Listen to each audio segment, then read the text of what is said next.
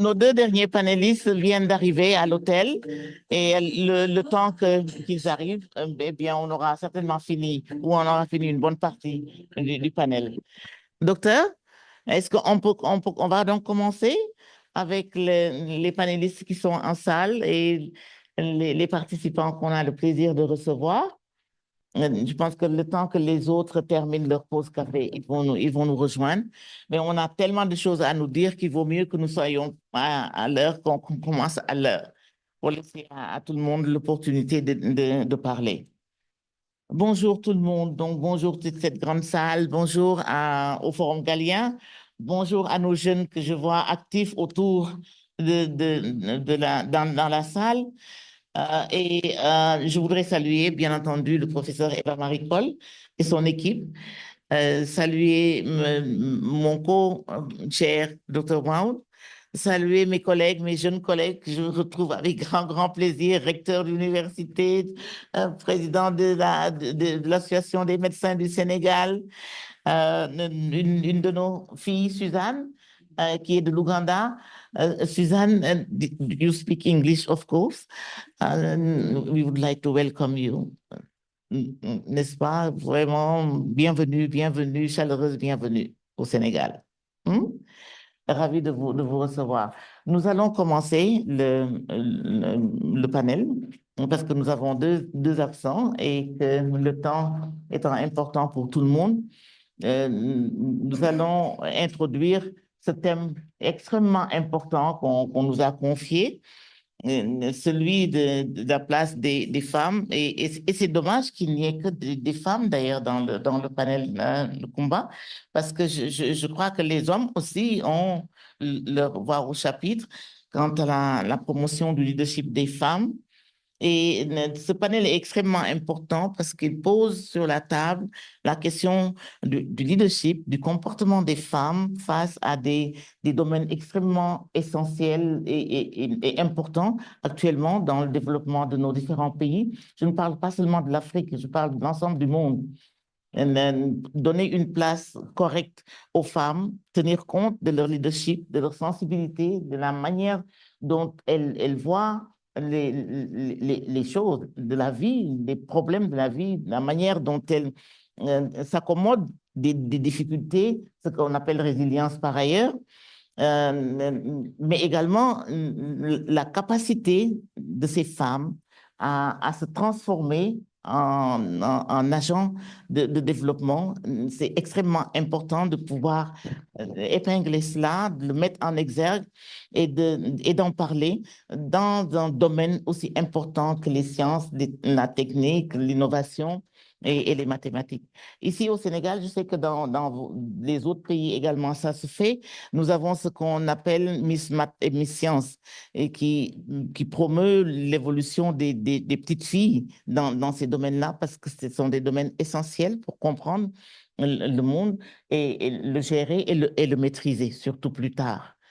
Alors, nous avons un panel qui s'intitule donc le rôle des femmes, des sciences, de la technologie, de l'ingénierie, des mathématiques dans la lutte contre les crises climatiques et environnementales en Afrique.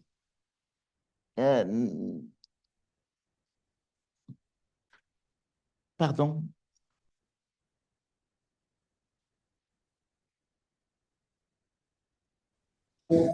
Voilà, c'est les défis que l'on constate. Donc, dans l'évaluation du rôle des femmes, des sciences, de la technologie, de l'ingénierie, des mathématiques dans la lutte contre les crises climatiques et environnementales en Afrique et le vif de notre sujet d'aujourd'hui, hein.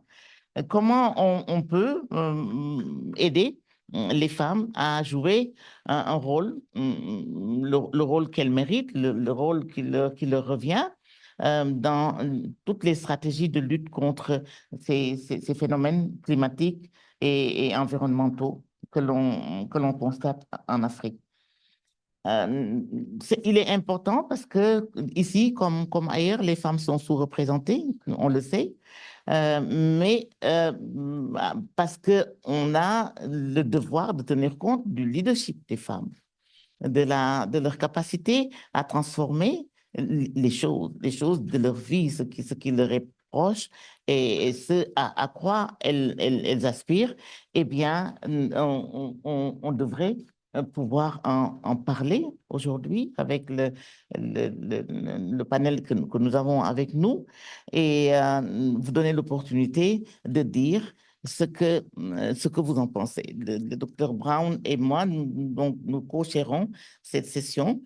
J'avais promis de dire quelques mots d'introduction et c'est pour insister sur ce rôle important qu'il faut donner aux femmes et qui revient aux femmes dans la construction des réponses qu'il faut aux phénomènes climatiques et environnementaux qui nous secouent, mais également reconnaître, je tiens beaucoup à ce que les gens reconnaissent que les femmes sont une force avec laquelle il faut compter et dans toutes les politiques publiques de nos différents pays. Donc, ce panel est constitué par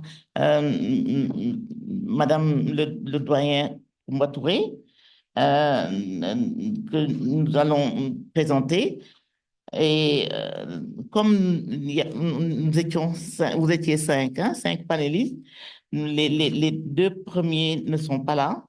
Je voudrais laisser la parole à Denis, qu'il fasse son introduction avant que je présente les panélistes qui sont là sur la table. Denis, vous avez la parole. Merci, professeur. Merci beaucoup. Bienvenue à tous. Rentrons rapidement dans le vif du sujet. Pendant des années, l'agenda international a été concentré sur la réduction du réchauffement global. Mais l'insuffisance des actions, la réticence de certains, l'égoïsme d'un certain nombre de pays a fait en grande partie capoter cette démarche et on se retrouve maintenant à devoir faire face aux conséquences du changement climatique. Donc certes, on doit continuer à réduire le réchauffement global, mais on doit s'attaquer à la prévention et la prise en charge des conséquences de ce changement. Et là, toutes les branches de la démarche scientifique doivent être mobilisées dans ce but. Je crois que jamais les progrès en sciences, technologies, ingénierie, mathématiques n'auront autant à contribuer pour protéger les populations face aux crises climatiques et environnementales. Les femmes qui exercent dans ces domaines se retrouvent au premier plan, comme le sont celles qui s'engagent maintenant dans des études scientifiques en Afrique. Et si l'apport des femmes dans la science ainsi que leur leadership sont essentiels, il n'est malheureusement pas rare qu'elles doivent faire face à des difficultés, à des contraintes, voire même à des obstacles à mettre en œuvre leur contribution. Je crois que c'est un des principaux objectifs de ce panel que de les identifier, de montrer comment ils peuvent être surmontés. Nous avons aujourd'hui un panel vraiment prestigieux qui est capable de répondre à ces questions, qui va permettre d'apporter leur vision et leur expérience. Donc, professeur Ndirondiaye, je vous laisse le soin de rappeler les règles quant à la durée des interventions et de présenter le premier panéliste.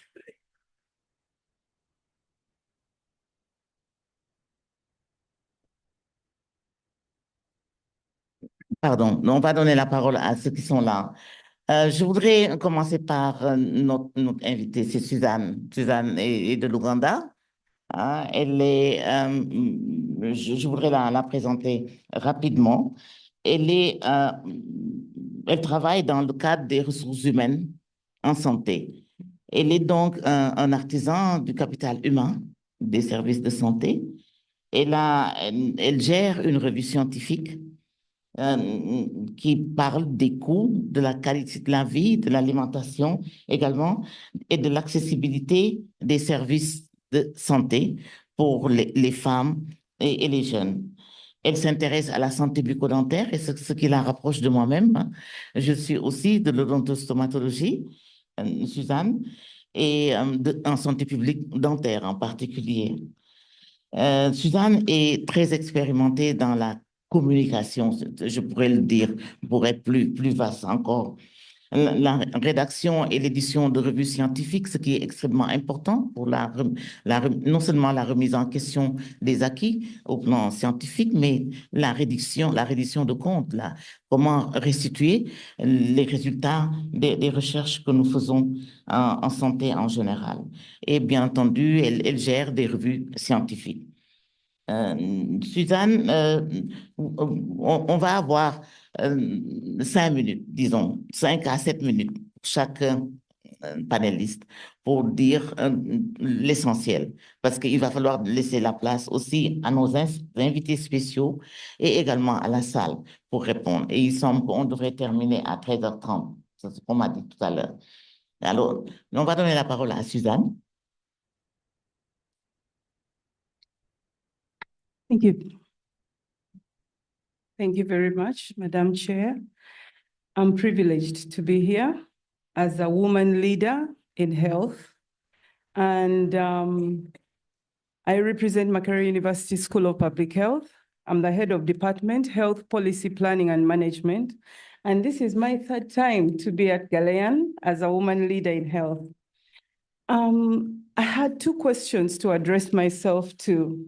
One is regarding the challenges women face in playing their role in STEM and also participating in climate change. And one of the challenges I see which comes out clearly is the representation of women leaders and their ability to take the platform as leaders and public speakers to voice their opinions and their knowledge on climate change.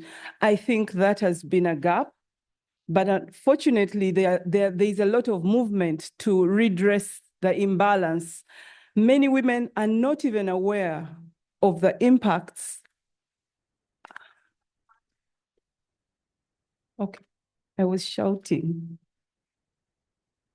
So many women are not aware of the impacts that climate has on health and other aspects of health. But the more we generate the momentum, share the knowledge, share the information on the disappropriate impacts this has on women and children, I think women would be more willing to step forward and take the platform. The other thing is women are actually overloaded. Women play a role in many spheres of life. So they take the domestic care, they take the child care, so it's balancing all this limits the time that women have to engage. So this time also has to be created if we are to get the most out of the women. The third thing I would mention is managing these multi-sectoral partnerships. Women in STEM have been traditionally siloed. They do their work in silo. The ability to navigate different sectors which affect climate, energy, environment, innovation, and IT. I think we need more women there, but they also need to work together in order to harness the force that they are in impacting this leadership in climate change. So what can be done? I'm going to the next question. What can be done? We need to avoid the stereotypes that relegate women to only food and health. Women need to be invited into energy sector, into the innovation sector, IT, AI, so that they can provide that leadership in all those spheres. The other thing is to raise awareness about the gender dimension of climate change. I think this would give women more voice, and even the men that support them would be encouraged to do so. We need to make women leaders visible so that they can inspire and mentor the younger women who feel that this is too much extra work to take on, in addition to all that they have to do. We need to collect gender disaggregated data. We need to have this data up front and available to be discussed and leveraged in important platforms so that the impacts of climate on women, children, and the globe entirely is very clear to everyone. I would like to end with this. 20 years ago, the first woman laureate, Dr. Wangari Maathai, from Kenya, neighboring Uganda, I'm proud to say, was awarded a Nobel Peace Prize for Environment. So as far back as 20 years ago, 2 decades ago, this woman was championing environment, growing trees, and supporting women to grow trees and to preserve the environment. So women have a power to do this. But again, Wangari Maathai said that the poor woman will cut down the last tree to cook her last meal. So I think we need to balance this disconnect. And that would mean giving the woman the tools to be able to preserve the environment, but also play her role as a leader. Thank you. Thank you so much. Merci beaucoup. Je pense que nous payons nous tous un tribut à Wangari Maathai. On salue sa mémoire. Nous l'avons connue, nous l'avons suivie. Et paix à son âme. Elle a apporté énormément dans la lutte contre le changement climatique, mais surtout pour la compréhension de l'environnement. Merci beaucoup, Suzanne. Nous recevons notre collègue et je vais laisser l'opportunité à Denis de le présenter et de l'introduire. Docteur, vous avez la parole. Merci, professeur.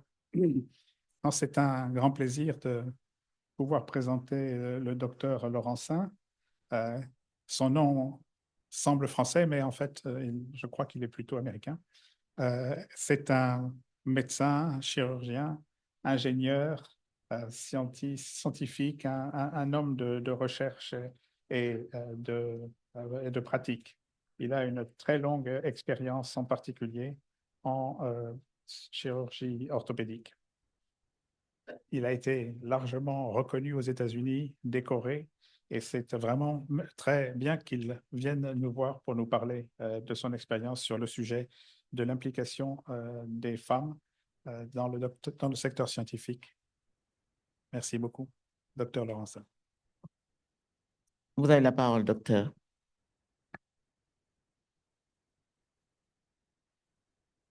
Super button here. Thank you very much. It's a pleasure and honor to be with you here today. In fact, I think I got off the plane here at around 9:30 from JFK to Dakar, and then had a wonderful ride with a police officer that helped guide us through. So I'm very grateful to that individual. So I'd like to provide just a few comments and in terms of some of my thoughts about women, climate change, and the future. First, I was just at the National Academy of Sciences meeting in Washington, in which the people who were at Google, who have started working on AI, the AI people who actually just won the Nobel Prize this month, were actually presenting at the National Academy of Sciences. And there's something that they've developed, which is actually interesting, that because without much discussion, right now there's an AI-generated response to anything you ask for on the internet. And so you can try it today if you haven't seen it already. And it's interesting, they just developed it and put it out there, which obviously can have lots of different implications in terms of the future. But if you talk to your phone or you type in your phone, Black women and climate change, you'll find that the AI-generated response looking at the literature states that Black women bear the highest burden in the world of climate change. Black women bear the highest burden in the world of climate change. And I've been obviously very interested in this area.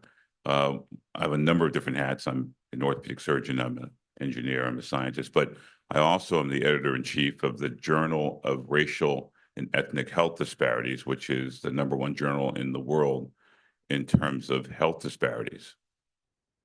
And we know that this intersection that takes place between women, climate change, racism, colonialism, all intersect to provide special burden to women, to Black women around the world in the area of climate change and health.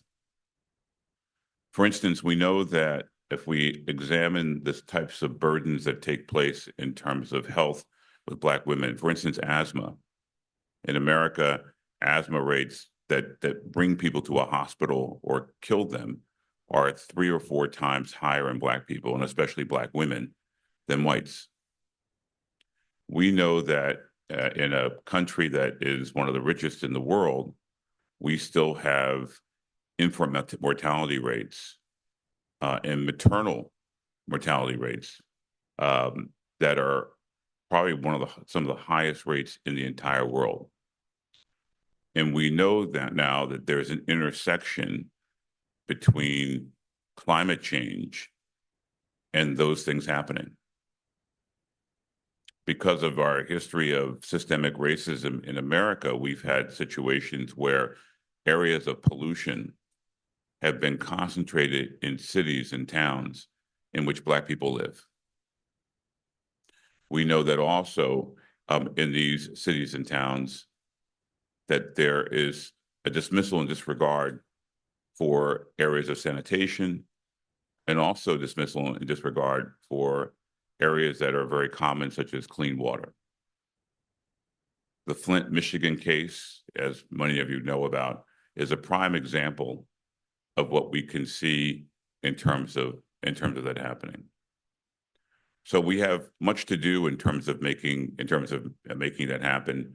And I'm very glad to see us here today, not only talking about climate change, but how we can start to talk about the role of an increase in the numbers of women in those areas. We've done that in medicine and science in the US. And there's good news and bad news there. The good news is that the numbers of women in medicine and science across all areas, Black women, has increased. And the bad news, of course, is that the numbers of Black men in science, engineering, and medicine is decreasing rapidly. And in fact, right now, we actually had the lowest, about 5 or 6 years ago, had the lowest number of Black men going to medical school for basically as long as we counted, for about 100 years. And so 75 to 80, about 70% of medical students right now who are Black women and not Black men. But it's not because of the great numbers of Black women, it's because of the low numbers of Black men.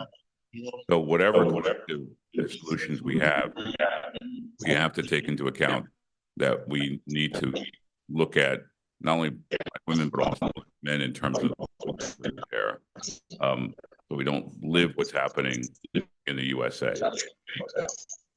With that said, I'm part of an initiative now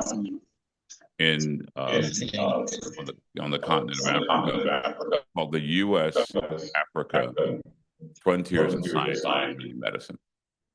And if you look up U.S. Frontiers of Science, Engineering, and Medicine after this, you'll see that initiative.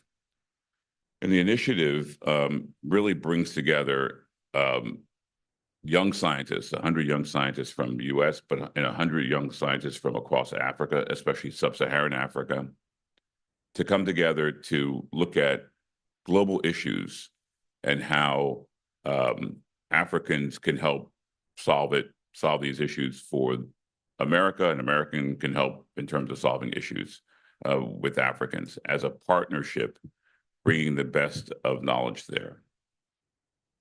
And I think this is going to be very, very important. Actually, the first we had was in Nairobi, the second was in Morocco, and the third is in February in Kigali, Rwanda. And certainly if individuals are interested in attending, please let me know. But the important points about this is that the approach that's taken is an approach that, number one, looks at bringing women to the table, women scientists to the table, number one, which is very, very important. The second is to create new collaborations, some with women, some without, but new collaborations around the world with scientists, especially women scientists, to be able to work to solve these different types of issues. And the third is the areas of emphasis for this meeting that's taking place in February. The areas of emphasis include, there are only 5, but the ones that are most important are precision agriculture. How can we create an agricultural system that responds to the burdens that are taking place in with climate change? And the second is decarbonization. How do we address the decarbonization that's taking place, the carbonization that's taking place in the atmosphere, not just achieving carbon neutrality, which is just an exchange of numbers and dollars, but true decarbonization in affecting the atmosphere. And so these are, I think, ways in which we can not only address climate change, but also increase the number of women and increase the responsibilities of women working in the field. Thank you. Merci beaucoup. Docteur? Merci infiniment.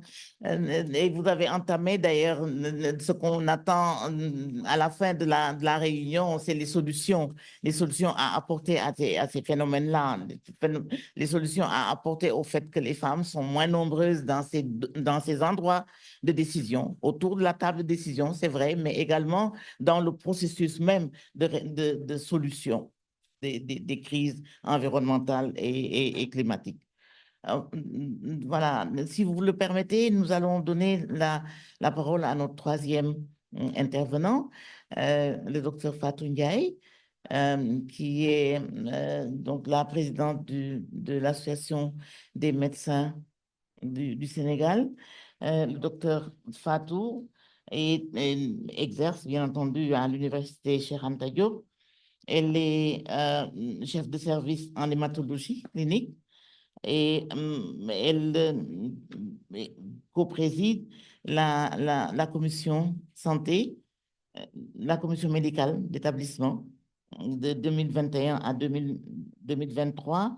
Elle est chevalière de l'Ordre national du Lion, mais également elle a été mentionnée plusieurs fois au niveau africain avec des awards, des prix que vous avez eu. Vous êtes actuellement à la tête d'un groupe de 500 femmes médecins. Peut-être que vous pourriez nous dire aussi comment vous entendez faire valoir les capacités que votre groupe a pour aider le Sénégal et peut-être l'Afrique à se sortir de ces crises climatiques et environnementales. Je dois ajouter à ce que le docteur Laurencio a dit tout à l'heure pour les femmes noires, mais c'est en général pour toutes les femmes, docteur Laurencio. Vous savez, les femmes en milieu rural se débrouillent très bien en général, mais ce n'est jamais facturé, ce n'est jamais capitalisé, ce n'est jamais dit correctement, ce n'est jamais pris en compte dans les solutions que l'on propose pour régler les problèmes environnementaux et les problèmes climatiques. Je crois que l'assistance y reviendra, j'espère qu'on y reviendra, mais la solution, la meilleure que nous avons pu trouver, tous ceux qui travaillent dans ce domaine, c'est le système de partenariat et de réseautage. Il faut réseauter, il faut mettre les gens ensemble. Que vous viviez dans une communauté avec une majorité de femmes noires ou une majorité de femmes tout court, je crois qu'il faut, ces capacités-là, il faut les mettre ensemble, les réseauter pour que les uns et les autres s'épaulent. Voilà, nous y reviendrons pendant les discussions. Fatou, si vous voulez bien nous entretenir de votre expérience aussi. Merci beaucoup, Madame la Présidente. Je voudrais, à l'entame de mon propos, remercier les maîtres qui sont présents ici dans la salle, dont le professeur Awa Marie Kroll, qui fait partie quand même des pionnières de l'Association des femmes médecins du Sénégal. Je voudrais vraiment lui rendre un vibrant hommage. Nous, l'Association des femmes médecins du Sénégal, on est une association qui existe depuis 1990, donc plus de 30 ans d'existence, qui a en son sein plus de 500 médecins femmes officiant ici au Sénégal ou à l'extérieur, du public comme du privé, avec des plans d'action que l'on renouvelle régulièrement tous les 2 ans. Et parmi les éléments de notre plan d'action, il y a l'appui à la politique nationale de santé. C'est dans ce cadre-là que l'AFEMS intervient beaucoup en faisant, en apportant toutes ses connaissances, parce que c'est une association avec beaucoup de spécialités qui existe partout au Sénégal. Vous allez dans les fins fonds du pays, vous allez voir des FEMS, des femmes médecins, qui officient à ce stade-là. Alors, la première question que l'on m'a posée, c'était par rapport on m'a dit, en se basant sur les différents rôles que jouent ces femmes scientifiques dans la lutte contre les crises climatiques et environnementales en Afrique, pouvez-vous nous décrire les difficultés, obstacles et contraintes majeures qui peuvent enfreindre leur contribution dans cette lutte essentielle?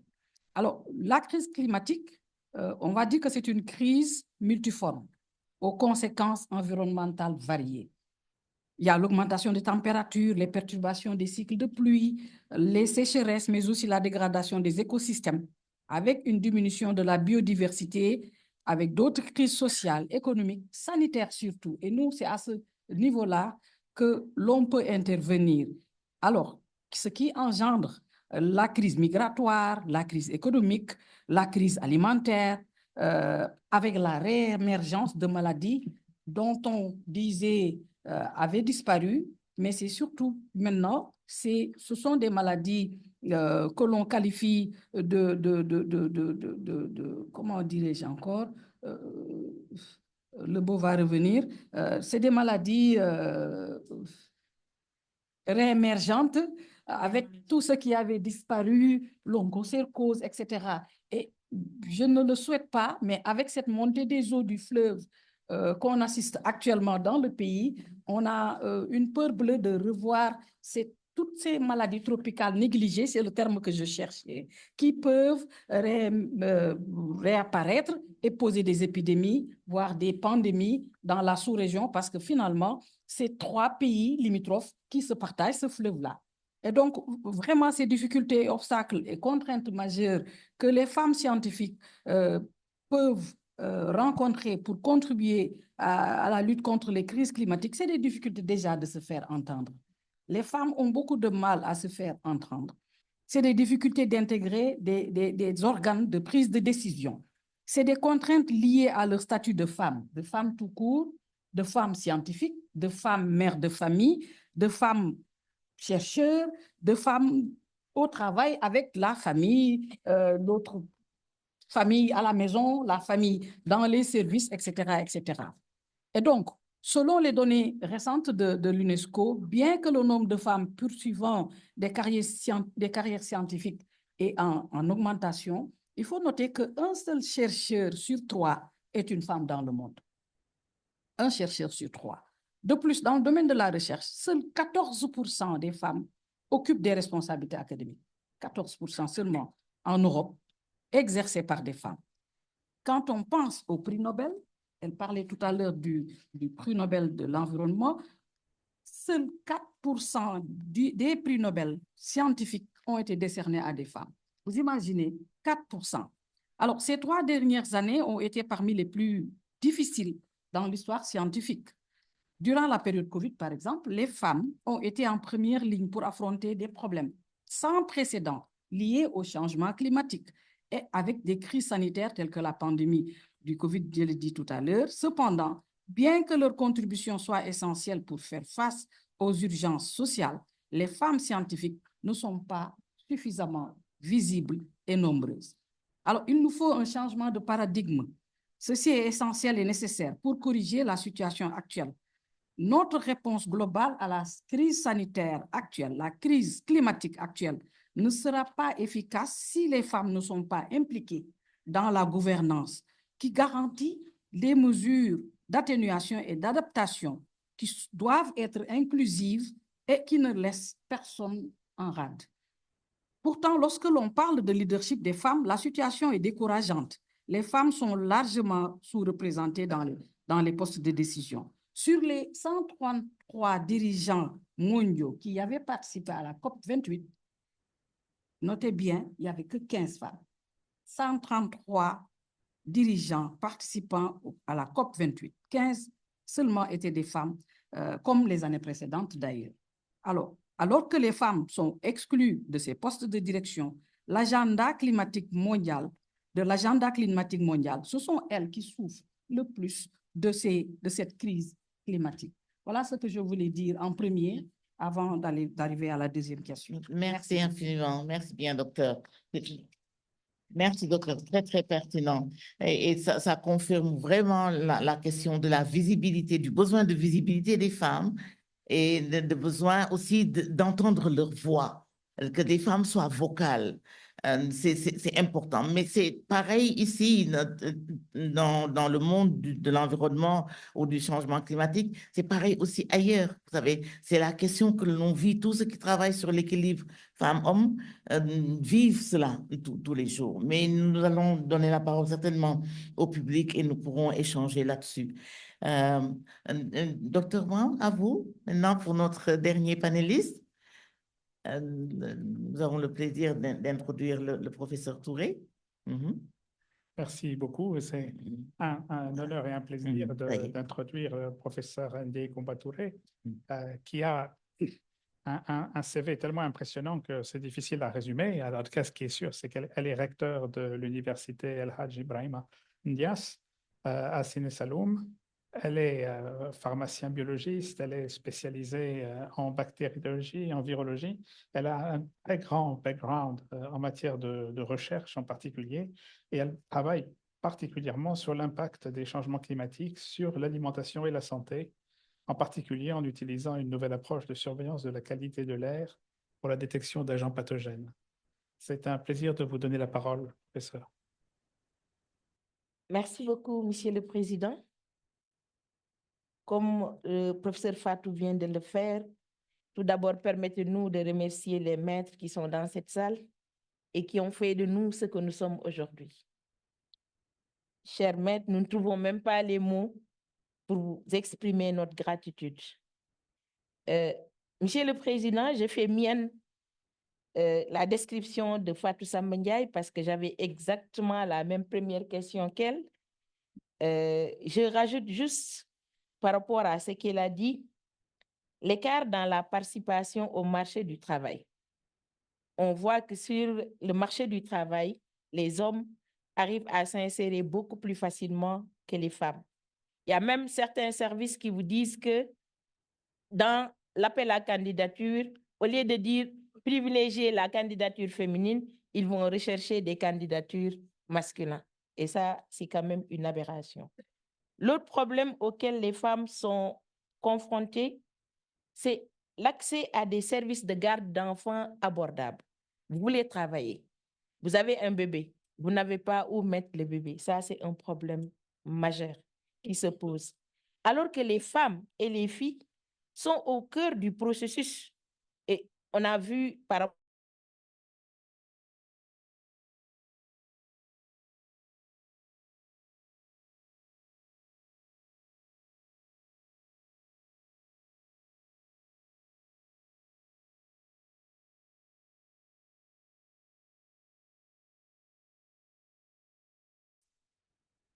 l'apport des femmes de sciences dans l'action climatique a été très, très, très déterminant. Leur participation et leur leadership sont associés à d'excellents résultats, tant en matière de gouvernance, si elles arrivent à accéder, en matière d'accès aux ressources, si elles ont les ressources, elles vont faire des choses impactantes. On a vu tout à l'heure l'exemple du prix Nobel qui a eu à contribuer à la préservation de l'environnement, et elles sont au cœur du dispositif pour préparer les catastrophes.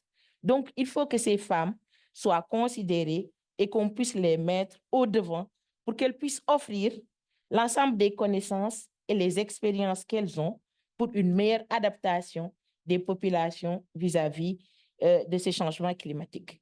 Comme le disait Nelson Mandela, il faut qu'on puisse éduquer les femmes, parce que si on éduque une femme, on a éduqué toute une nation.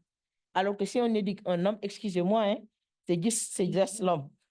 Donc, elles sont là pour faire face à tout ce qui est stress hydrique. Donc, elles peuvent vraiment contribuer de façon significative à la protection des forêts.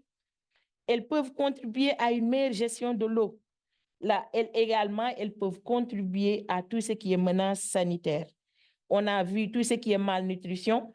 Bon, actuellement, je suis à cheval entre la santé et l'agriculture parce que je dirige une université thématique dédiée à l'agriculture.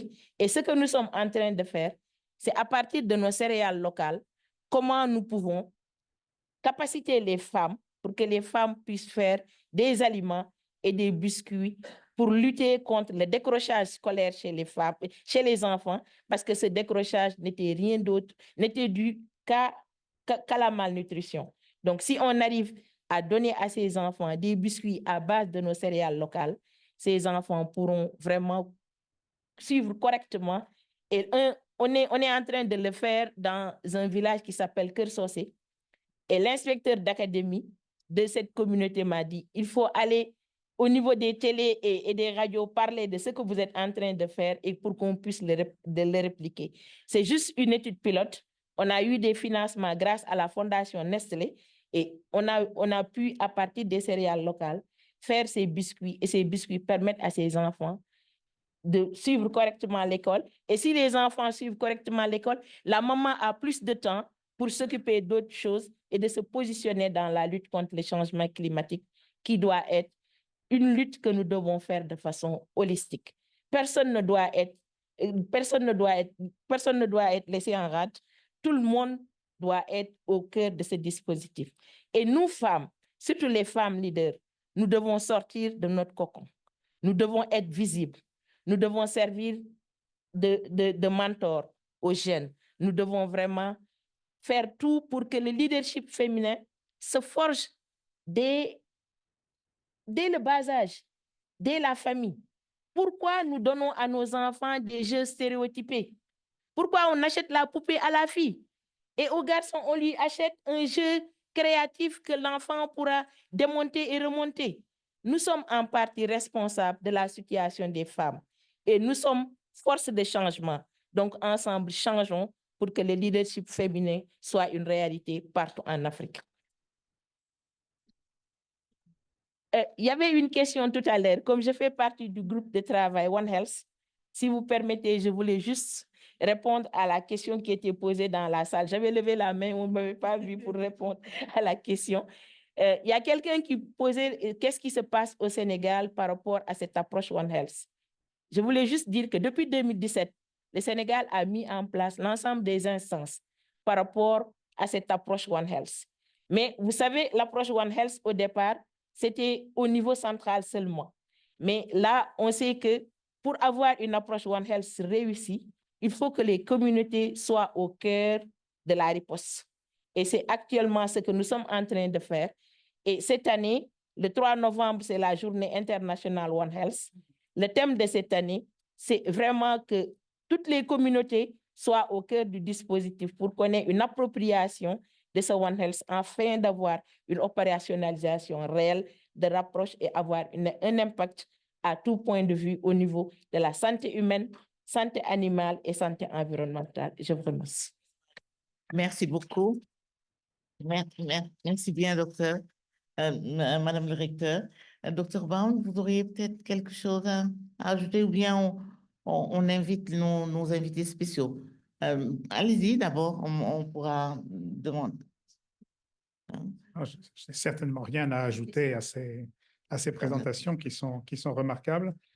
Je pense qu'il faut que nous donnions la parole aux experts, aux invités spéciaux que nous avons, qui ont également des choses peut-être plus courtes, mais tout aussi essentielles à dire. Et il y avait une question subsidiaire qui avait été envoyée à l'ensemble des panélistes, mais vous pouvez y revenir dans un deuxième temps, s'il vous plaît. Je voudrais juste avoir un petit feedback de la part des invités spéciaux. Nous avons Monsieur Kamangé. Oui, vous êtes là. Et Monsieur Lamrani, n'est-ce pas? Je ne vois que vous deux parmi les quatre qui avaient été listés. Monsieur Kamangé, s'il vous plaît, prenez la parole. Merci. Merci, Madame la Présidente. Je voulais remercier l'ensemble des panélistes et surtout présenter mes hommages aussi à Madame Marie Colsec, de nous avoir invité la Côte d'Ivoire ici. Je représente le doyen de notre UFR Sciences médicales, le professeur Ouattara Brahima. Et je suis ravi de participer à ce panel. Et je prends aussi également à mon compte l'ensemble des choses qui ont été dites par les femmes qui sont justes. Mais vous savez, je dis toujours que le rôle impactant de l'activité humaine sur le changement climatique est indéniable. Mais dans cette position, c'est la femme qui est au cœur de ce système. Elle est au début et elle est à la fin comme exécutante de cette activité-là. Donc, le principal élément, je dirais, impactant positivement comme négativement, mais le rôle de l'homme dans cette situation, c'est un rôle de régulateur. C'est lui qui dicte, entre guillemets, la loi et la femme exécute. Donc, pour que cela change, il faut que l'homme change aussi de position, qu'il soutienne de façon favorable la femme au foyer, la femme scientifique, la femme chercheur, parce que c'est l'unité fonctionnelle de la communauté. C'est elle qui éduque les enfants, c'est elle qui éduque même les hommes et aussi toute la population. Donc, effectivement, savoir choisir ce que dire aux enfants, donc la sensibilisation, la formation dans ce sens, c'est important. Et nous, les hommes, nous devons les épauler dans cette situation. Mais un des rôles les plus importants, c'est surtout dans l'agriculture, et ça a été dit, parce que l'utilisation des pesticides, l'utilisation des engrais chimiques sont une catastrophe aujourd'hui. C'est vrai, on améliore très rapidement la productivité, mais à long terme, c'est une catastrophe. Les terres deviennent arides et vaut mieux produire peu, mais de façon efficace pour préserver notre environnement. Nous soutenons donc la femme, mais également, il faut que l'industrialisation aussi sache se faire dans cette Afrique-là pour que nous puissions améliorer notre rendement d'être humain et notre espérance de vie. Merci, Madame la Présidente. Merci beaucoup, docteur. Ça nous permet d'ailleurs d'enclencher un petit peu, quand vous reprendrez la parole pour parler de la deuxième question sur les réponses que vous proposez. On insiste beaucoup sur les contraintes et c'est vrai que la question de l'environnement de travail des femmes dans ces milieux-là est à prendre en compte. Le recteur avait parlé de la femme au travail, mais l'environnement donc le milieu de travail de ces femmes dans ces conditions de changement climatique et de crise environnementale est une question majeure à prendre en compte. Merci, professeur. Et le docteur Lambrani? Oui. Bonjour tout le monde. Je suis le professeur Lamrani de Marrakech. Je félicite d'abord les organisateurs d'avoir choisi ce thème qui devient de plus en plus pressant pour que l'Afrique, dans sa globalité, avec ses hommes et ses femmes, puisse trouver le moyen de sortir de ce paradoxe dont parlaient les pénalistes, que la femme est toujours celle qui est la plus touchée par les problèmes climatiques, mais c'est elle qui ne participe pas d'une manière suffisante dans les solutions proposées pour cette femme. Et donc, partant de la thématique que vous avez proposée, est-ce que l'Afrique est prête pour créer les conditions pour que la femme qui est vulnérable en Afrique puisse sortir de ce ghetto que nous avons créé nous-mêmes? Et moi, j'ai honte en tant qu'homme qu'on ne fait rien pour que la femme prenne sa place, la vraie place qu'elle doit avoir. On a beau dire depuis longtemps que la femme représente la moitié de la planète, mais on ne fait rien pour que la femme puisse prendre cette place. Et donc, est-ce que l'Afrique est prête? Normalement, on ne doit plus poser cette question, est-ce qu'on est prêt? On doit être prêt parce qu'il est temps, et c'est même trop tard, pour qu'on puisse continuer à se réunir dans des colloques comme ça. On a fait un colloque à Marrakech dont beaucoup de présents de cette salle étaient présents avec nous, dont Madame le professeur qui a été, qui a animé beaucoup de débats chez nous à Marrakech, et on sort avec des recommandations. Et je suis sûr qu'on va sortir avec des recommandations aujourd'hui, mais il faudrait qu'on passe à l'application. Il faut trouver les moyens de faire des applications. Alors, les moyens, c'est que nous avons, moi j'ai assisté à des débats dans ces salles. Il y avait beaucoup de femmes compétentes avec des titres très, très poussés par rapport même aux hommes qui étaient présents dans la salle. Et Madame Fietto a parlé de l'association des médecins, Madame le recteur, elle a parlé de plusieurs choses qui doivent être faites. Mais pourquoi ne pas créer un lien entre les différentes associations qui se trouvent à travers l'Afrique? Il y en a beaucoup pour chaque domaine, les technologies, les nouvelles technologies, les sciences pures. C'est la base de ce qu'on doit faire pour trouver les solutions.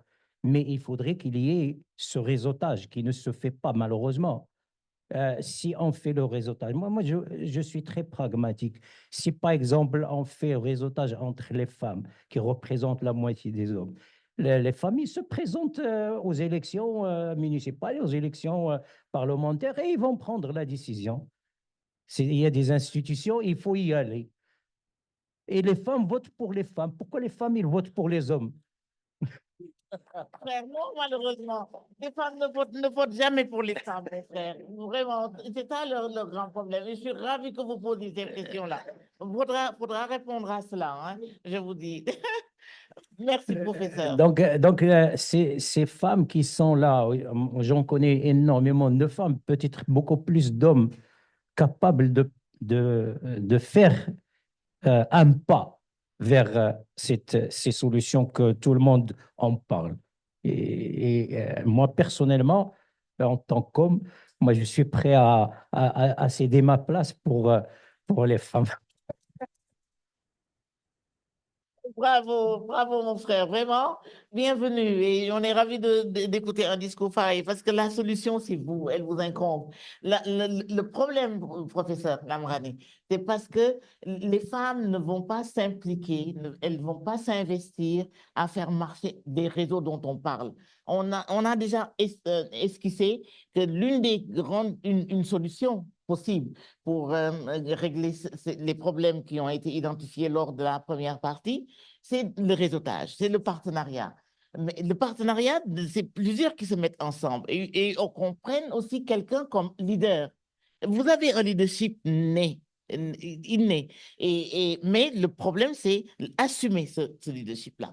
En tout cas, dans la plupart des forats dans lesquels je travaille actuellement, sur l'égalité femmes-hommes, sur les problèmes de leadership des femmes, sur le problème de comment générer une direction correcte aux politiques publiques actuelles qui excluent la femme, c'est que la femme s'implique et que la femme aussi, qu'elle accepte de s'investir, d'investir son argent, son temps, etc., pour faire marcher les réseaux dont on parle. Mais nous allons discuter de tout ça.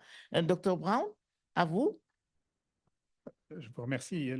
La question qui se pose, c'est est-ce qu'il y a d'autres invités qui sont dans la salle, qui ne sont pas venus au premier rang et qui pourraient prendre la parole?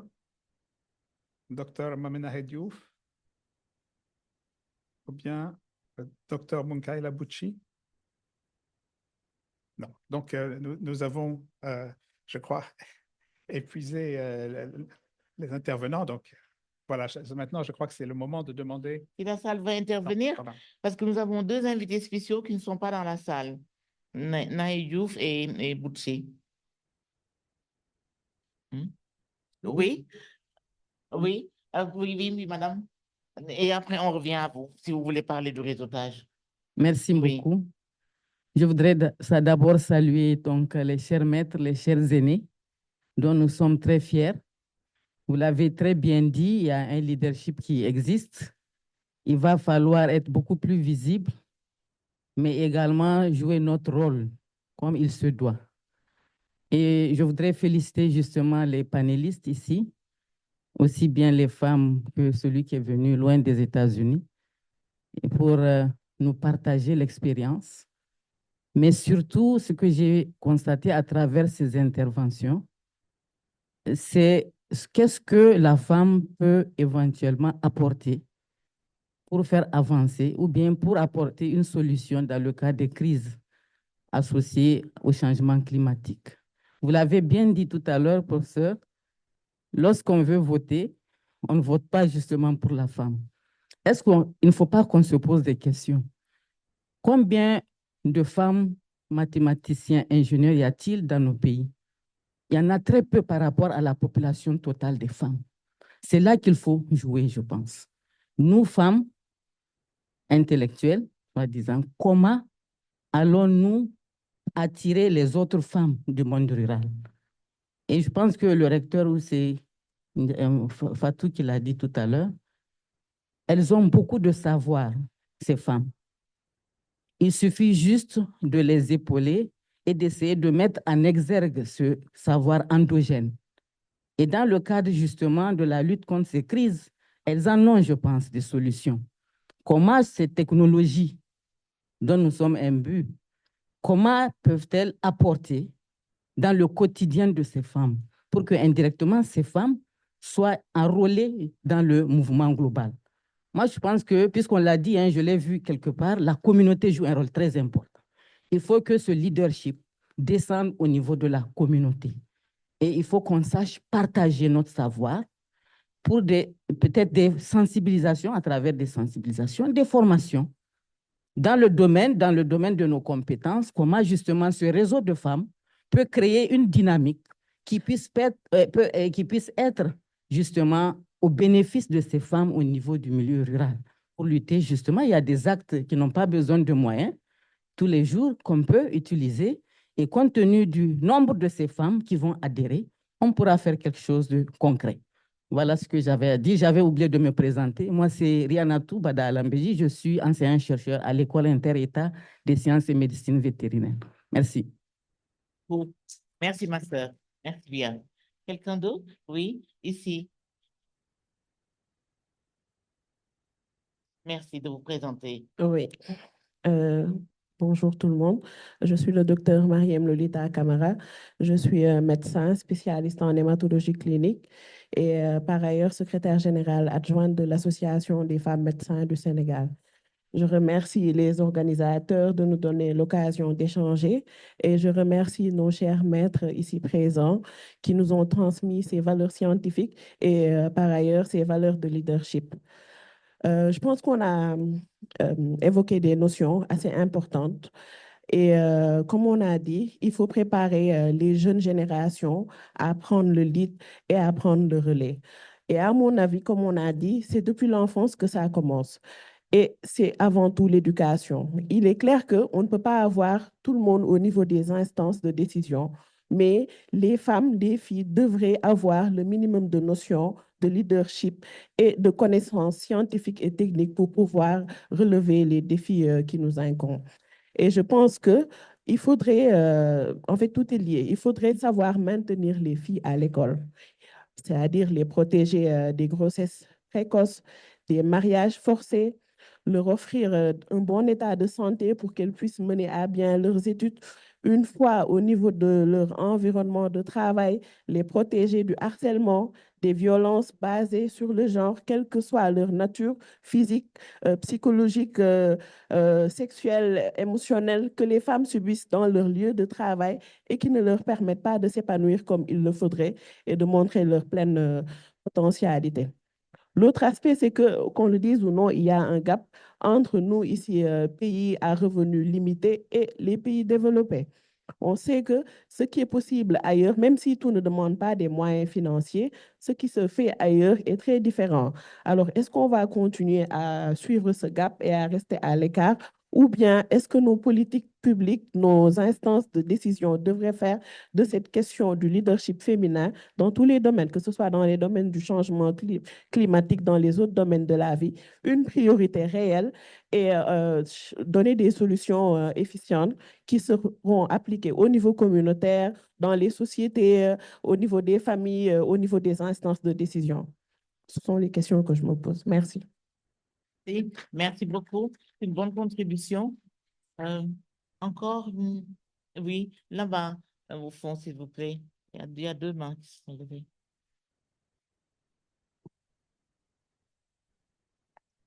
Merci beaucoup. Bonjour, je me présente. Je m'appelle Adama Dioufli. Je suis journaliste à l'Agence de presse sénégalaise et membre du réseau des médias africains pour la promotion de la santé et de l'environnement, REMAPSEN. Moi, j'avais juste 2 questions pour les panélistes, la présidente des femmes médecins et le recteur de l'UCN. On a beaucoup parlé de leadership des femmes, de leadership inné. Je ne vais pas reprendre ce que l'adjoint a dit, mais j'avais juste 2 questions. Comment vous, au niveau des instances que vous dirigez, surtout pour les femmes médecins, comment vous encouragez ce leadership? Quels sont les mécanismes qui sont mis en place pour que ces jeunes filles qui sont à l'école puissent avoir les connaissances et les compétences nécessaires? Parce qu'il y a plusieurs systèmes de mentorat pour un peu encourager les filles. Et au niveau de l'université aussi, il y a les étudiants qui viennent là-bas. Quels sont les mécanismes que vous mettez en place un peu pour lever certaines contraintes dues peut-être à l'éloignement, parce que c'est Kaolack, à certains facteurs qui peuvent un peu briser leur élan? Merci beaucoup. Et la question est à vous. À qui? Les 2. À vous 2. Mais je voudrais aussi interroge un peu notre ami qui vient des États-Unis et notre sœur de l'Ouganda. Peut-être qu'ils ont également des solutions qu'ils peuvent partager avec nous.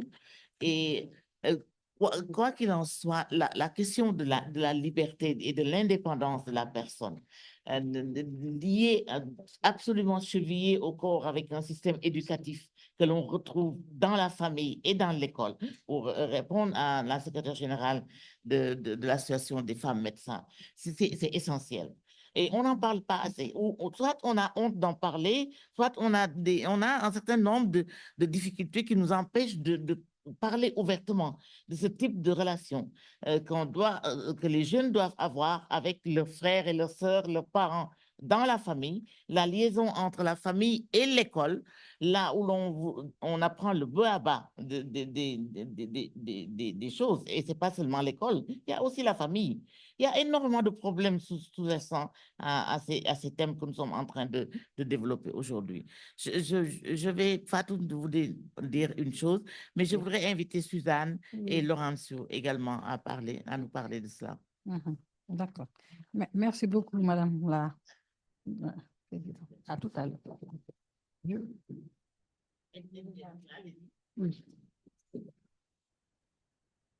Thank you very much. Good morning. My name is Christabel Uchi-Oji, and I'm a final year medical student from Nigeria.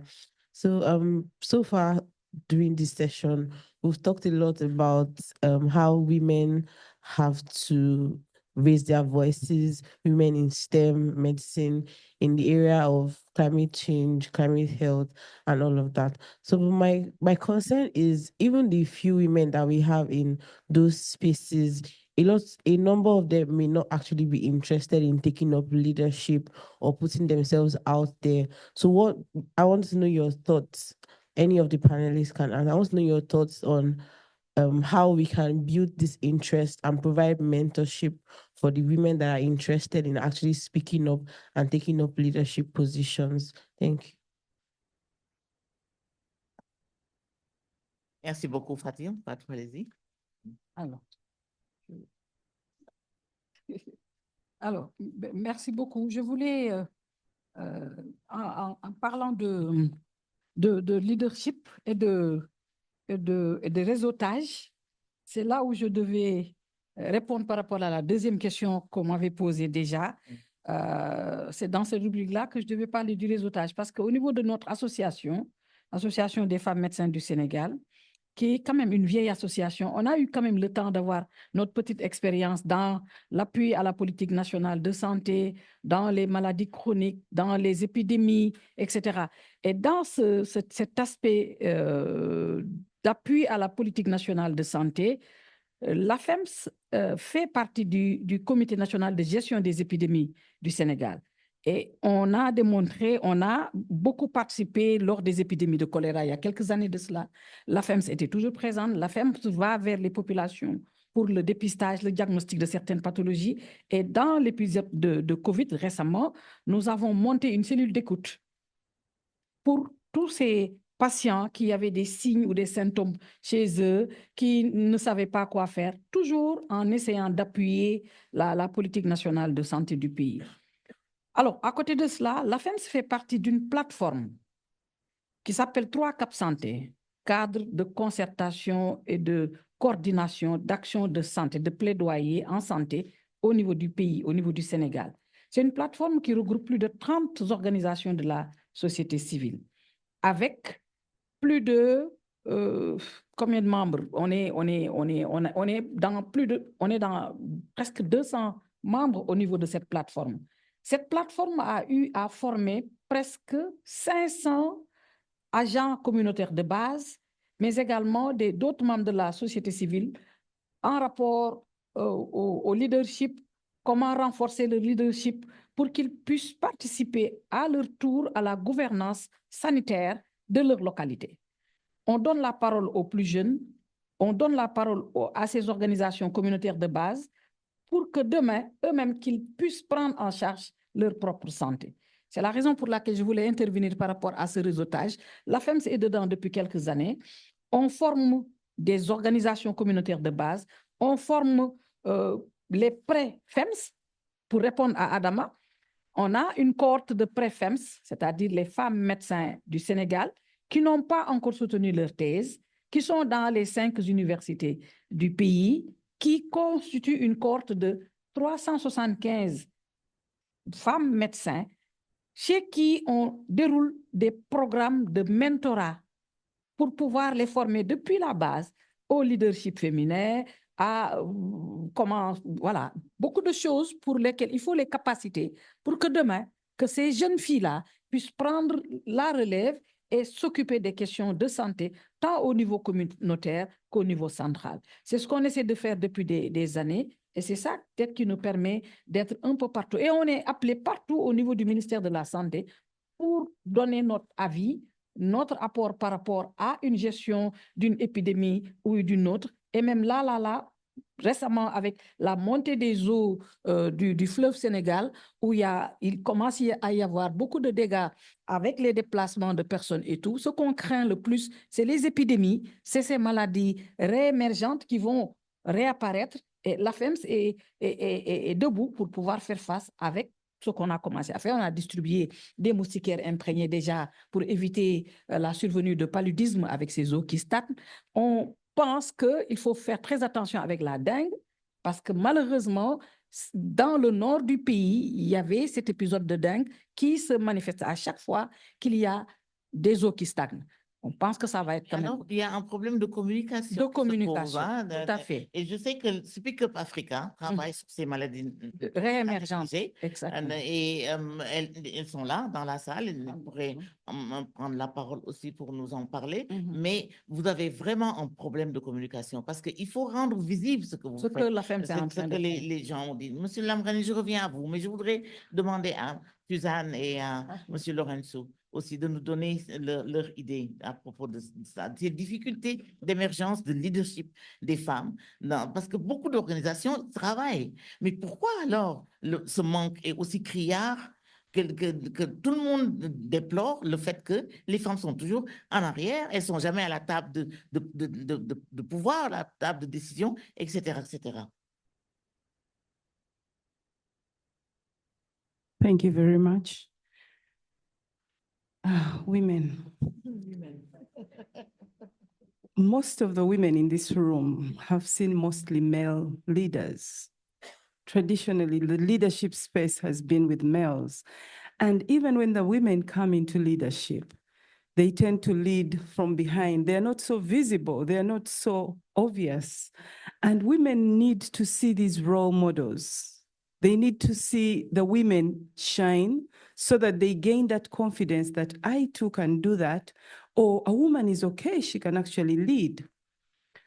Unfortunately, of course, being the societies we're in, which are predominantly patriarchal, we tend to view the men as the leaders, although the women do the activities we were talking about, which affect climate change. So the women are in the back there, involved in all these activities, and they should be able to propose very good solutions to energy, to water, environment, sanitation, because this is their day-to-day work as the women.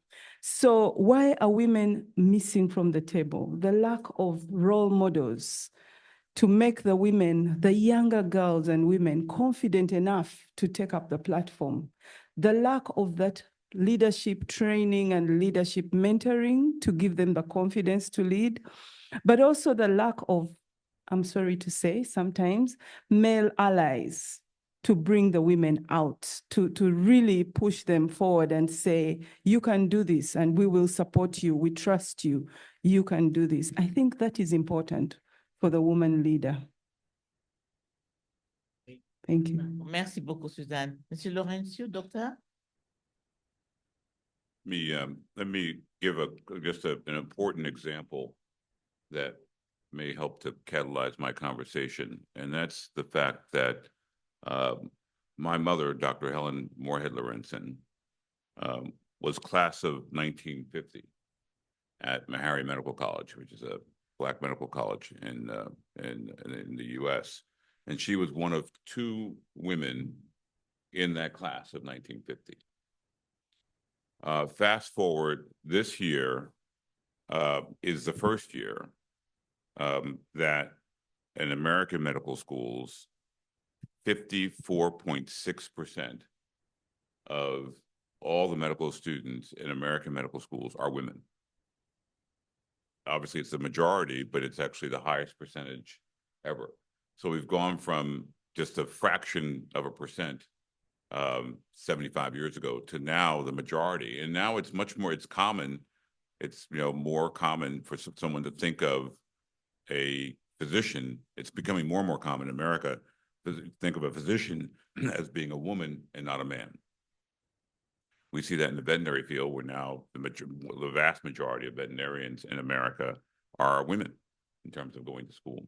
So that's happened. And so it can happen. One caveat is that Black women have not done as well. I mean, they've done well, but not as well. So I just want to make sure that we think about the intersectionality that's taking place.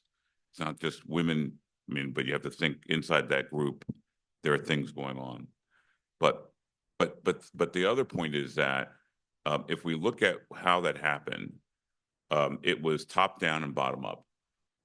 The top down things that we can do now are to think about, making sure that we're thinking about women in science and everything we do. In America, there are people who've quoted that the concept that they will not be on mammals. Does anyone know what a mammal is?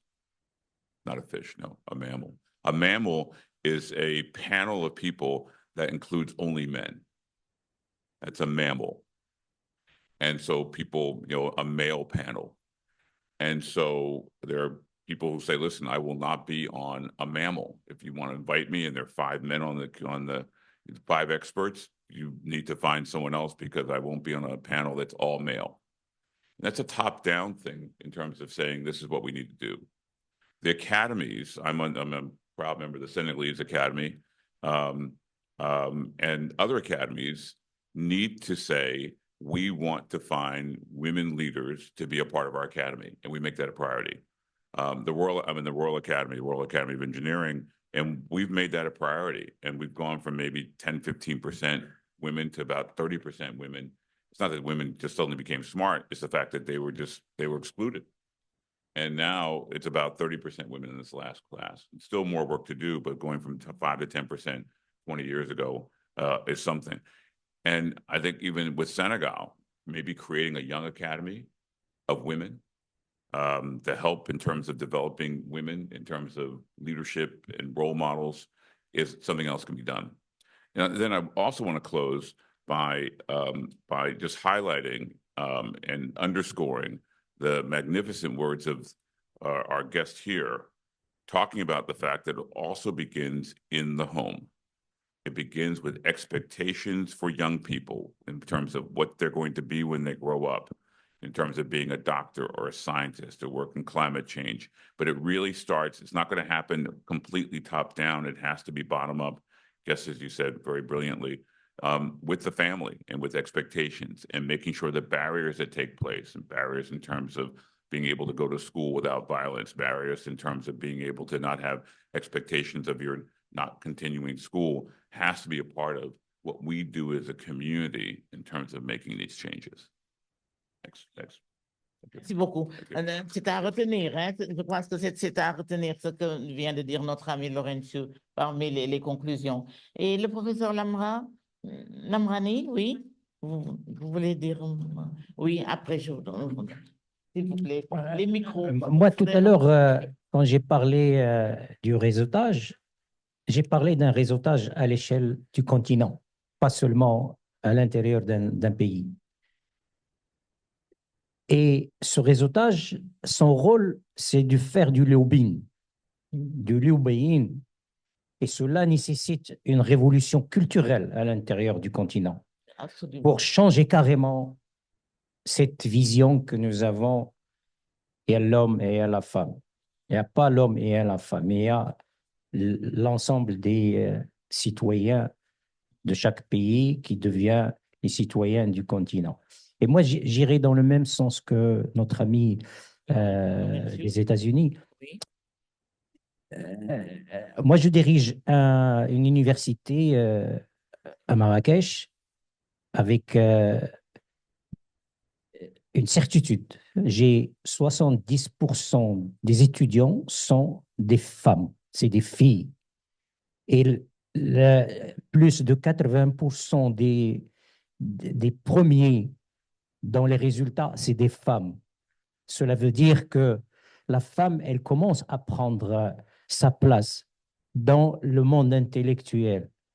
Et cette prise de conscience a fait que il faut que les universités, bon, peut-être vous avez parlé de l'école primaire. Moi, je pense que c'est très difficile d'intégrer une éducation dans ce sens. Mais quand on arrive à l'université, on a la capacité de raisonner et d'accepter ce qui est logique. C'est ça l'université.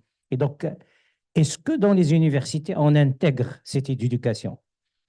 Malheureusement pas. Ça, je peux vous le dire. Ça n'existe pas. Moi, je l'ai intégré.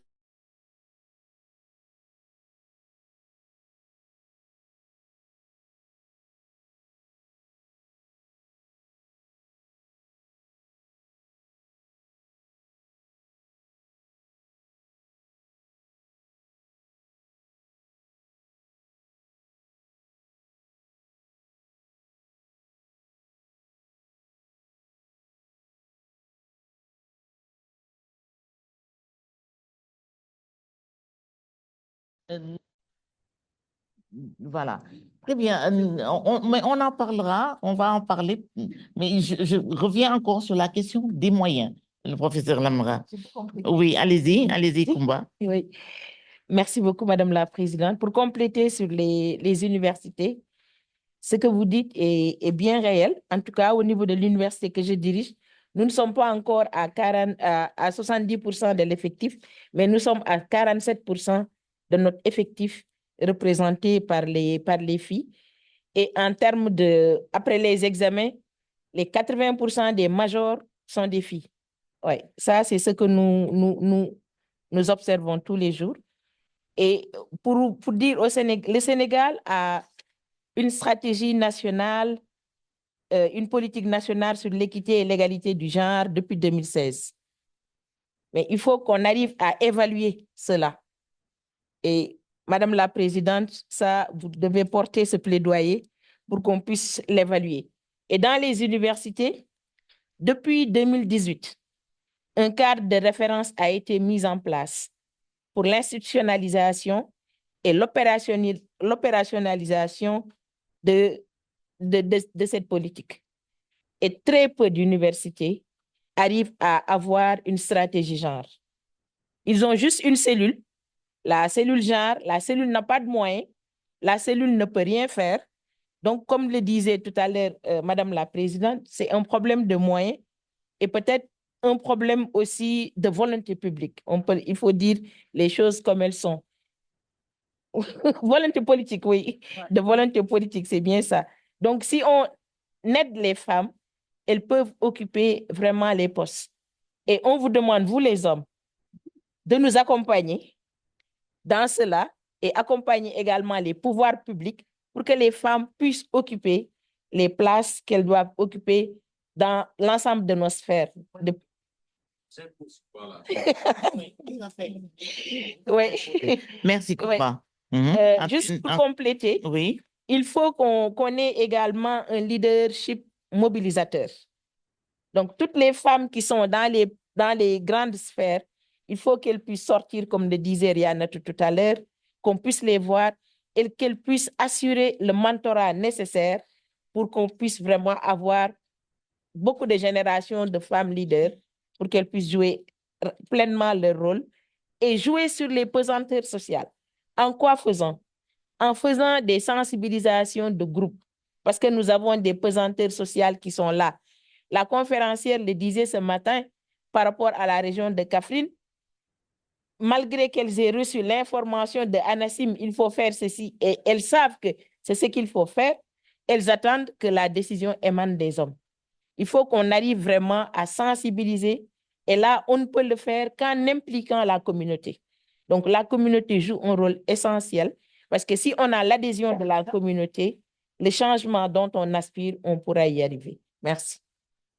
Non, merci bien. Docteur Brown, dans la salle, oui, le docteur voudrait prendre la parole. Est-ce qu'un micro, mais un micro baladeur, on pourrait le rapprocher? Vous avez un micro. Un micro, vous d'abord, monsieur le docteur. Thank you very much, Chairperson and the panelists. Thank you very much for what you've shared and our guests. I am Professor William Bazeo from Uganda. I'm the CEO Africa One Health University Network, which brings together more than 26 institutions in Africa. And Senegal is a member. We have 11 countries. I want first to applaud the Senegal government and the Senegal leadership for embracing working in One Health as one and bringing women to the forefront. But why I put up my hand is this. We will sing and talk about women, and unless we do something, it won't change. It must be intentional, it must be institutionalized, and we must bring our leaders, our policy makers on the table.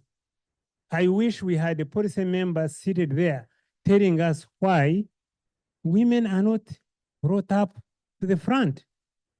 In Uganda, I'll give you an example. Our government was intentional. We have it now in the constitution. For every place, every organization, 30% must be women. We have a vice president woman, a prime minister woman, minister of health, a woman, a minister of education woman, minister of gender woman, minister of transport, deputy minister of transport woman. Now, this was because we realized that we are leaving behind the women. We also have a policy in the universities When you're admitting women in the universities, they have a special grade you add on their marks so that they catch up with the men. So in the main university, where I used to be the deputy vice chancellor, Makerere University, it's now about 57% women on admission. So it is intentional. Now, we have experts. Somebody said we need champions. We have champions who are women. The lady who spoke this morning, Dr. Aida, she's a champion. We respect her, but we should not allow them to disappear by supporting them. I agree some men are so greedy because we think the world is for men. It's not. It's for all of us. Our guest here has said we should stop saying women or men jobs. It should be all of us. Lastly, when we go to the community, you see, if you are a champion and you are a woman, what is your role at the community level? Is it that you want to be respected as a woman, or you want to bring all those girls out? Some people are arguing now that the boy child is going to be lost. No, it won't, because we have had this for a long time. Once you bring up the girl child, the boys will come up. So, in summary, we need to institutionalize. When you look at my brother from the US, I agree, it is one of the things that has been difficult for America to bring out women. I know that you have very few women that are on top there. And then you used to have these differences in scales of salaries and so on. You are now catching up, because if America was behaving the way Africa is trying to do now, the world will be different. But there's an opportunity. We are looking at science. We are looking at STEM. Let us bring our women up. Let us urge the policy leaders. Since we started the other day, I have not seen policymakers here. We keep talking to ourselves. They are there making policy on who is going to be the director of certain organization. Thank you very much. Absolument, docteur. Moi, je voudrais que, vraiment, pour que notre panel soit fructueux et qu'on arrive à des conclusions qui soient implémentables, mises en œuvre par le Galien. Je me souviens que l'année dernière également, nous avions fait, c'était au Forum des femmes, que nous avions fait des conclusions majeures. Mais il faudrait qu'on arrive à avoir 2 ou 3 conclusions majeures ici. Mais alors, avec une charge particulière au forum, pour la mise en œuvre de ces conclusions-là, on ne peut pas se permettre de revenir encore dans un an, reposer les mêmes problèmes de leadership, de présence des femmes, de comptabilité, de l'implication des femmes dans les processus de développement, parce que c'est bien de cela qu'il s'agit, et continuer, comme l'a dit notre ami de Marrakech, le professeur Lamrani, on ne peut pas, c'est inadmissible. Et encore, je pose la question des moyens. Je pense que l'une des conclusions aussi à laquelle on devrait s'acheminer, c'est qu'il nous faut des moyens pour mettre en œuvre les résolutions que l'on prend dans des réunions comme cela. Sinon, l'année prochaine, ou même entre les 2 réunions, il y aura des réunions ailleurs où l'on posera la question de la présence des femmes, la visibilité des femmes, la lisibilité de leur action, leur force de travail, comment la comptabiliser correctement dans la comptabilité publique. Et est-ce que la salle a quelque chose à proposer? Moi j'ai retenu la question des réseaux. Peut-être docteur Brown, peut-être qu'on pourrait, on pourrait d'abord élucider cela, la question des réseaux et des moyens des réseaux. Et pour la petite histoire, moi je préside un réseau, je coordonne un réseau francophone pour l'égalité femmes-hommes depuis 10 ans. Et je suis en train de passer la main. Et ma conclusion majeure, c'est que ce réseau doit être porté au plan politique et par des femmes qui se reconnaissent dans ce réseau et qui font marcher la question de l'égalité femmes-hommes dans toutes les lectures que l'on fait des processus de développement. Et malheureusement, ce réseau aussi a besoin de moyens qui sont les miens, parce que je décide de m'investir là-dedans. J'y mets mes moyens, mais créer un réseau pour se tourner pour dire, mais qui va me financer? Qui va me faire faire une réunion, me faire inviter des gens? Tout cela, ça a un coût. Faut quand même être lucide et vous rendre compte que c'est de l'argent. Non seulement c'est un engagement, mais il faut y mettre du sien. Il faut avoir les moyens de cet engagement-là. C'est le premier point. On a une demi-heure. On a encore une demi-heure à 25 minutes. Oui. Quelqu'un a levé la main derrière. Oui. Bonjour à tous. Je suis Bonbonne Maxime. Je suis interne en pharmacie et je viens du Togo. Dans un premier temps, je me trouve impressionné de voir devant moi, je peux vous appeler affectueusement mes mamans, avoir des postes aussi grands. Et j'ai deux sœurs qui sont aussi médecins spécialistes en anatomopathologie et l'autre est médecin militaire. J'espère un jour les voir aussi à votre niveau. Mais personnellement, j'avais une question qui me dérangeait.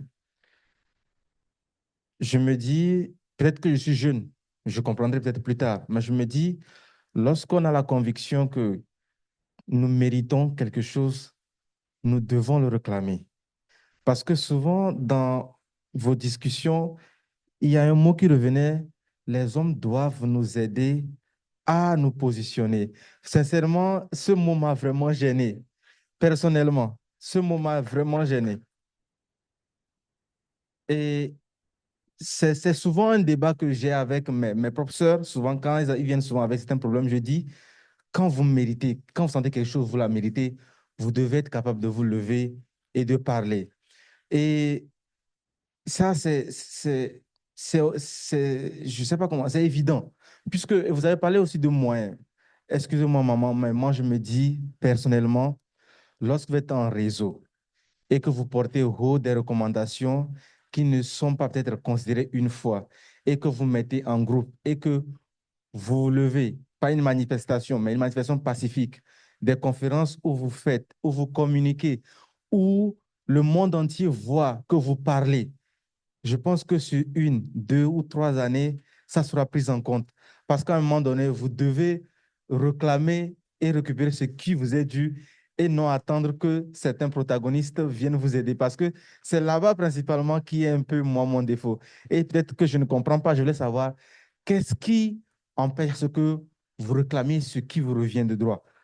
Au point de demander à certains hommes, peut-être je ne comprends pas, à certains hommes d'arriver, puisque moi je me dis, avec le réseau, les manifestations pacifiques, des conférences et une communication vraiment efficace, je pense 2 ou 3 années, même quelqu'un qui n'a pas envie, face à l'union, il ne peut pas. Seul contre toute une alliance, c'est impossible. À un moment donné, on va se résilier. C'est pour ça que ma question est venue. Merci à vous. C'est retenu. Quelqu'un d'autre? Avant qu'on... Oui, Suzanne? Suzanne veut prendre la parole. Yes, I actually wanted to respond to the young gentleman. Okay. And from many of us are women drivers. And most times you'll notice that it's an insult to tell a man that you drive like a woman, okay? We tend to assume that women are bad drivers, right? Are women bad drivers? No. No, it is a stereotype, okay? So traditionally, men have been given the leverage to lead. And while it might not look obvious to you that women face challenges coming to the front, actually they do, because there are lots of stereotypes they have to break along the way. While women have faced all these barriers stepping into their space, the men haven't faced the same barriers. It has been natural, you know? So that is why that there must be intentional, distinct, I'm shouting again. There must be intentional, distinct steps to support the woman to come forward, because the challenges faced by the man and the woman are different. The same way you will call a woman a bad driver is because there has been that mentality that the women are not good at the mechanics, at the parking. They are good and they can be very good. Right now we have women pilots. We didn't have women pilots before. Women engineers, women are now mechanics, they are coming into IT, yet we naturally assume that the men will fit in and we never question their position there. So now we want to change the paradigm. But because of all the restrictions and the cultural revolution needed to change that, the woman needs support. So when we say that the woman needs to be supported, it is because they face disparate barriers in getting into leadership. And that is what I wanted to explain to the young gentleman. I don't know if it's clear. I hope it is.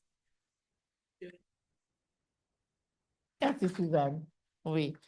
C'est Fatou? Voilà. Moi, je voulais... On va prendre 2 minutes chacun, hein, s'il vous Oui, plaît, oui, oui. pour donner vraiment ce que vous pouvez donner à propos des propositions qui sont sorties ici. Je suis en phase avec vous parce qu'à chaque fois, il faut quand même qu'on puisse sortir avec des recommandations pour ne pas revenir l'année prochaine encore dire les mêmes choses. Non. Je pense qu'il faut qu'on pense à des choses réalisables.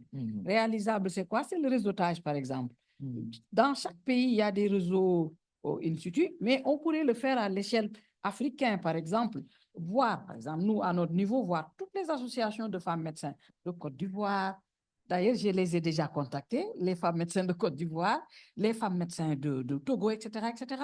Comme ça, on pourra avoir ne serait-ce qu'un exemple de réseau dans le continent, intracontinental, et à partir de là, voir ce qu'on peut faire, avoir des policy briefs, voir qu'est-ce qu'on peut apporter par rapport à la politique nationale de santé, par rapport à la lutte contre les violences basées sur le genre, par rapport à des maladies chroniques. Est-ce que vous pourriez travailler maintenant avec le professeur Lamrani? C'est sûr qu'on va le faire. Quelqu'un d'autre?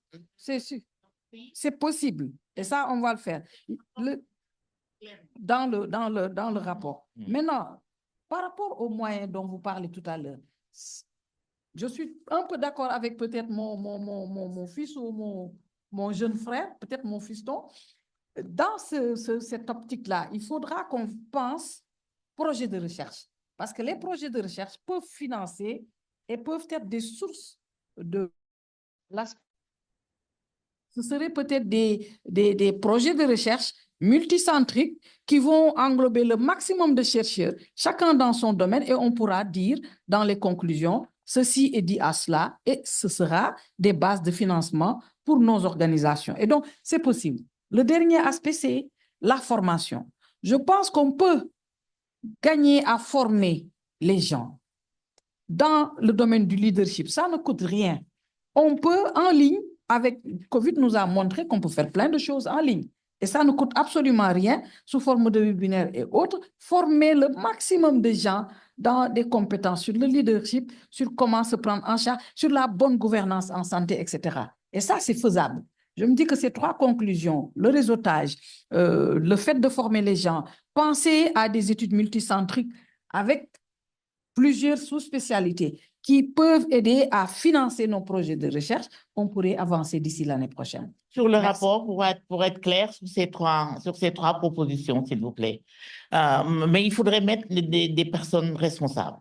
Hein, que ce soit sous la coupe du Forum Gallien, mais que le docteur Fatou Ndiaye, le professeur Lamrani, si quelqu'un d'autre veut s'inscrire aussi dans cette optique-là, s'il vous plaît, faites-le. D'accord? Oui, alors? Merci beaucoup, professeur. Et pour ajouter à ce que viennent de dire Fatou Samba et notre sœur de l'Ouganda, il faut aussi des plans de communication clairs. Il faut vraiment que, le dernier mot, moi j'allais dire, il ne faut pas que ça soit un panel de plus. Parce que tous les ans, on a l'impression qu'on répète à peu près la même chose. Et comme vous avez dit, un plan d'action sortira. Un plan d'action qui aura des responsables et ces responsables vont essayer de mettre en œuvre. Et ce que dit Fatou Samba, je le confirme. Les projets de recherche peuvent apporter des financements. Nous avons déjà un projet de recherche grâce au programme Erasmus. Et ce projet, nous l'avons appelé Elevate Her, c'est-à-dire autonomiser les femmes qui sont dans les universités et aider ces femmes qui sont dans les universités à pouvoir faire leur carrière de recherche. Parce que ce qu'on voit le plus souvent, vous rentrez à l'université le même jour, hommes et femmes, l'homme peut gravir les échelons, la femme est là parce qu'il y a les maternités, il y a les pesanteurs sociales. Et donc, ces projets de recherche vont les aider pour qu'elles puissent aller de l'avant. Donc, ce qu'on va mettre en place, il faut qu'on cherche des financements via ces projets de recherche. Les universités qui sont là, on peut se retrouver et aller chercher des projets dans le cadre de Erasmus et avec une mobilité qu'on mettra en place entre les femmes, ça permettra non seulement de renforcer le réseautage, mais également de renforcer le leadership féminin et on pourra être visible. Et comme l'a dit notre fiston derrière, by the end of the day, notre voix sera vraiment entendue. Donc, voilà ce que je voulais dire. Et au niveau, il y a également une initiative que je voulais partager avec vous. Au niveau de l'Université Cheikh Anta Diop de Dakar, une de nos sœurs, Alimatou, a mis en place EcoGender. EcoGender, c'est toutes les 2 semaines, on fait appel à une femme qui vient sur une thématique particulière, parler de comment elle a fait pour se positionner à cette station-là. Et ce qu'elle raconte pourra être répliqué par d'autres dans d'autres sphères. Par exemple, moi, j'ai eu à faire le leadership mobilisateur. Quelle a été la stratégie que j'ai utilisée pour devenir un leader mobilisateur et pour avoir des résultats impactants. Fatou Samba Ndiaye a fait EcoGender sur la prise de décision parce qu'au moment de la COVID-19, elle était au centre, au cœur même d'Al Jam où on n'avait rien, on était tous ensemble là-bas et elle a pu vraiment, grâce à son leadership, positionner Dalal Jam jusqu'à ce que Dalal Jam devienne le plus gros centre de prise en charge de la COVID-19 au Sénégal. Donc, voilà ce que je voulais dire. Merci. Merci infiniment. Merci et félicitations. On s'achemine vers la fin du panel. Oui, monsieur Laurentius, docteur Laurentius, s'il vous plaît. Et mais ensuite, bien entendu, notre co-chair. Well, I want to, because what I don't want to do is have us come back 5 years from now and sort of have the same questions about what we're going to do. So I'd like to give a couple of concrete things that we can do that may be measurable next year. The first is really highlighting the achievement of women in science and in Africa, and doing it in a big way and doing it in a determined way. For instance, the winner of the Africa Prize from the Royal Academy this year is Esther Kamani, and she's a Kenyan scientist, and it's the African Prize for Innovation. But probably no one knows who she is and no one knows that she won it, but it's a fairly major prize that's there. She and maybe another 100 people could be really focused on as women scientists who could serve as role models. You could have a poster of them like Hope, like President Obama had, that really talks about that. The second is to host three things. The second is to host those events that actually promote women. For instance, obviously, what I said was in Kigali, we have the U.S. Africa Frontiers of Science. There's a large number of women that will be in that group. How about maybe even hosting it in Senegal next year? It's been in Kenya and Morocco. It's been in Rwanda for the third, maybe the fourth being held here as a real statement of the commitment of the country in terms of promoting women. And the third is, I think, is creating a young academy of Senegal that's focused mainly on the development of women scientists and focusing on especially young women scientists, and maybe as a 3-year term, they get to be mentored by other scientists in Senegal. They go on to inspire young people. Those are the three things I would say as concrete things that we can do that 2 years from now, someone says, yeah, we did that and that made a difference. Yeah. Merci beaucoup pour ces suggestions. Notez également. Il faudrait qu'on en parle. Oui, docteur Brown? Merci. Je crois qu'il faut qu'on se souvienne aussi qu'un des sujets de notre panel, c'était de voir comment est-ce qu'on pouvait mieux s'attaquer à la situation d'urgence qu'on est en train de vivre et qu'on va continuer à vivre de façon de plus en plus dramatique en matière de changement climatique. Et en parlant de réseaux, moi, il me paraîtrait essentiel d'avoir des réseaux qui soient pluridisciplinaires, des réseaux de femmes scientifiques qui soient pluridisciplinaires. On a affaire à de la climatologie, de la météorologie, de l'hydrographie, de la nutrition, du transport, de la technologie innovante, de l'intelligence artificielle. Dans toutes ces matières, il y a des femmes scientifiques en Afrique qui doivent pouvoir se mettre en réseau avec les femmes travaillant dans le secteur de la santé. Il est important de ne pas réduire les conséquences du changement climatique à leur impact sur la santé, mais bien que ce soit l'ensemble des travailleuses et des scientifiques femmes qui puissent se mettre ensemble. Un tel réseau aurait une capacité de pression sur les décideurs politiques bien plus importante et, à mon avis, bien plus urgente. Merci beaucoup, docteur. Nous acheminons vers la fin. Oui, docteur, à vous. Je m'excuse, je n'ai pas votre nom. C'est très bien que vous présentiez.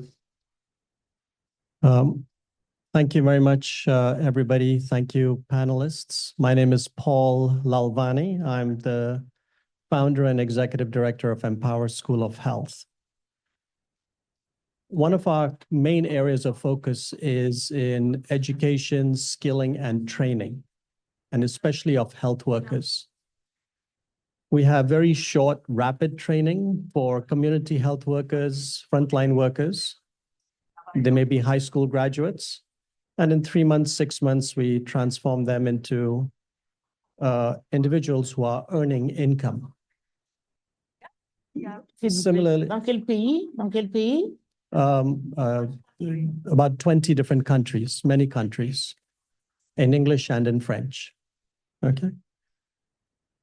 One major factor when we talk about women empowerment is if women are earning money, their role and responsibility in the household, in the community, transforms. And so skilling, education, learning, while we are talking about it from a policy and leadership point of view, actually starts in high school. And after high school, there are jobs you can get without having to go to universities. But of course, that is also important. If they have the opportunities, if they're winning prizes, that's also wonderful. So just to add to this conversation, skilling, training, and learning, and helping women become income generators. Thank you.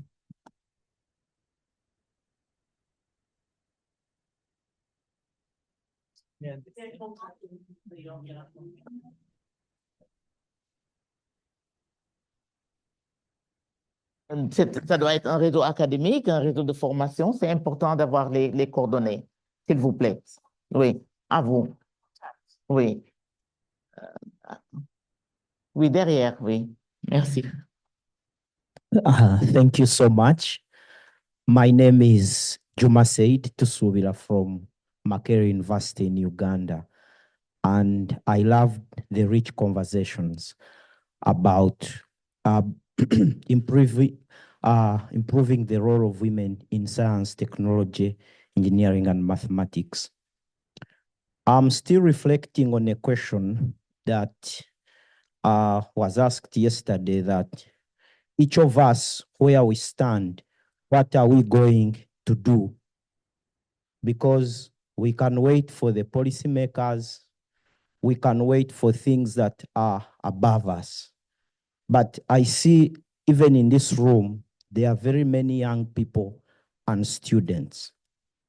I have a colleague, we do the same course, we entered the same year, we received the same funding for our research, but she couldn't run at the pace as on.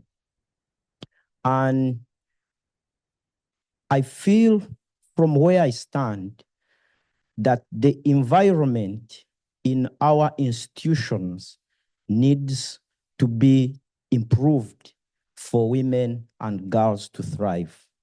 And when I say environment, it is, for example, professors that assess students, are they considerate enough, or they expect everyone to be a fast runner?